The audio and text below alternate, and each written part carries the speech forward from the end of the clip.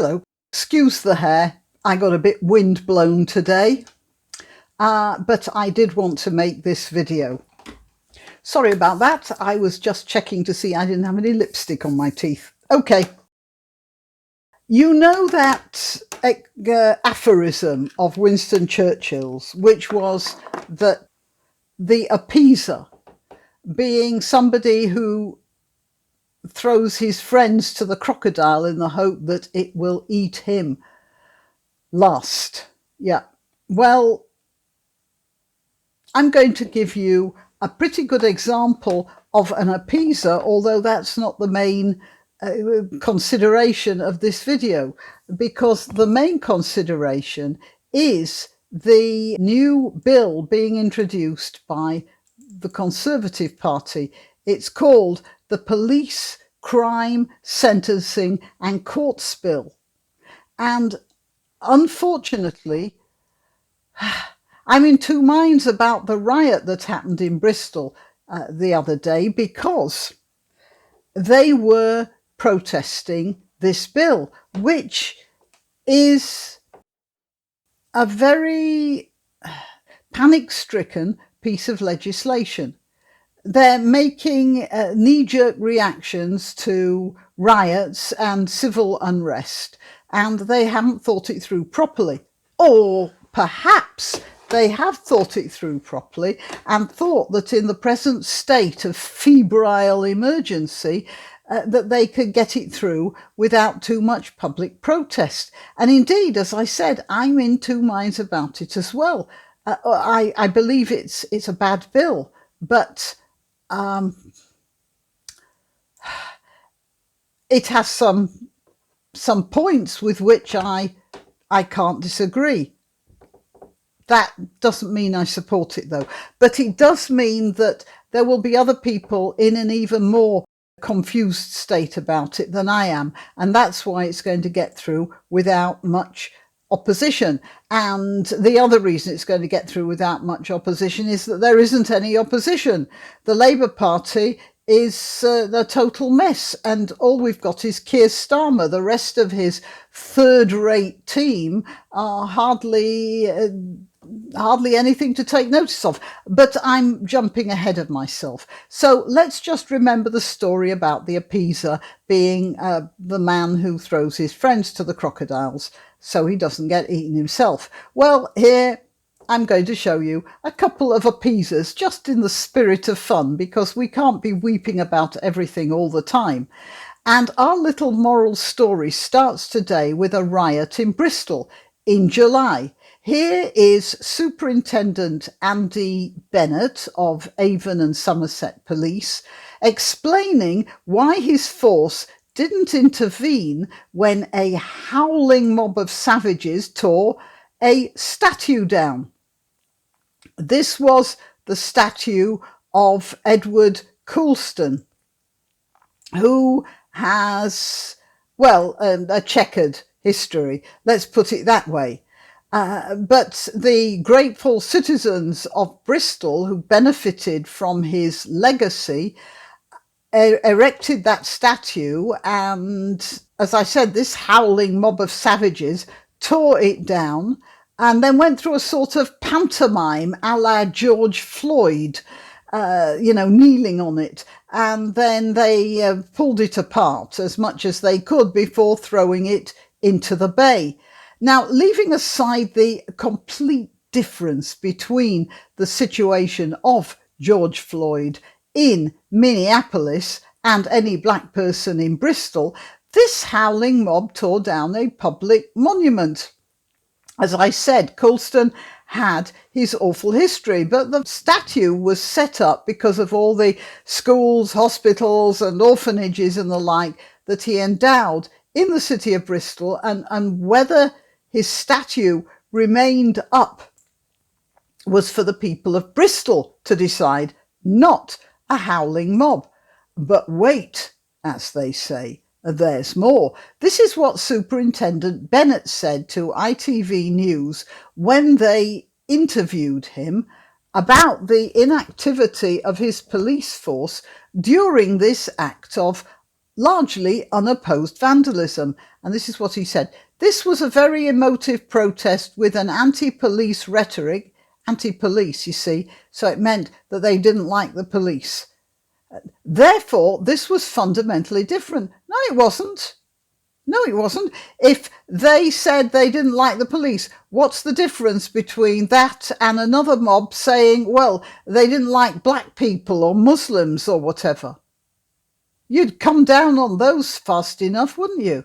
Anyway, they didn't like the police, and that's why we took a fundamentally different approach to responding to that act. Well, the fundamentally different approach was to do nothing at all. In other words, he wasn't prepared to take his officers to fight in case they got hurt. And this was backed up by Chief Constable Andy Marsh, who said, now I'm going to read what's written here. It doesn't make a lot of sense, but I'm reading what's here. To arrest suspects would likely to lead to injuries to suspects, injuries to officers, and people who were not involved in damaging property being thrown into a very violent confrontation that could have had serious ramifications for the city of Bristol and beyond. Well, that went well, didn't it? Just a few days ago, this happened. Obviously, knowing what had happened to the Coulston riots, which you might now regard as probably a dry run, a similar mob took over Bristol, threw rocks at the police and into a police station, injured police officers, 2 of whom ended up hospitalised, and damaged several police vehicles. In one case, an incendiary device was thrown into a police van. There were people in the van. Now, as it turns out, there were police there and they all got out. But what if there'd been any detained prisoners in there? And by detained, I mean restrained in some way, that in a way that might have made it impossible for them to get out of the vehicle with any speed when it was on fire. Now, I'm bringing this up for a reason, and it's not just that I think that Avon and Somerset police are a bunch of cowardly fools who called this all upon themselves.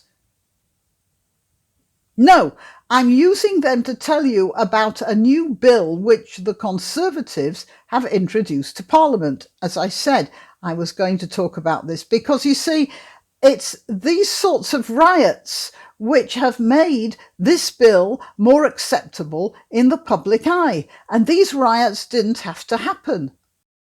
First of all, let's start again. The Conservatives have a huge majority, and that's because the Labour Party are the most inefficient, ideologically riven nitwits that ever disgraced the green benches of the House of Commons since those benches were first installed. And because there's no decent opposition, I've been driven to reading The Guardian to find a decent rundown on what's wrong with the Conservative police crime sentencing and courts bill. It is a document 300 pages long, and there's much in there that the police don't need. That is, they already have legislation for the various things they're talking about. But you see, hidden among all of this bumf which the police already have, it also gives the police sweeping powers that includes shutting down a protest if it's too loud.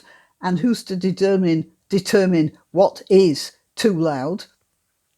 Well, the police. So it gives them the powers to decide that. Now, we see what happened with the lockdown rules, when they got a bunch of rules that they were free to interpret any way they wanted. They made a complete pig's ear of it, didn't they? Also, they could arrest people if a demonstration runs over the stated time, or if it causes serious annoyance, whatever that means. But the big joke is this: as I said, most of the legislation gives the police powers they already have. Obviously, if you pull a statue down or spray paint it, you are damaging public property. There's already a law forbidding that. There are probably several laws, maybe even dozens of laws forbidding that. There's a law about riotous assembly. It goes back to the 18th century, I think, possibly even earlier. There are certainly many laws about obstructing the highway. And, well, there are all sorts of laws they could have used. But you can make as many laws as you want. If the police are such cowards they won't enforce them, then it makes absolutely no matter how many pages of legislation you pass. The rioters will still get away with it.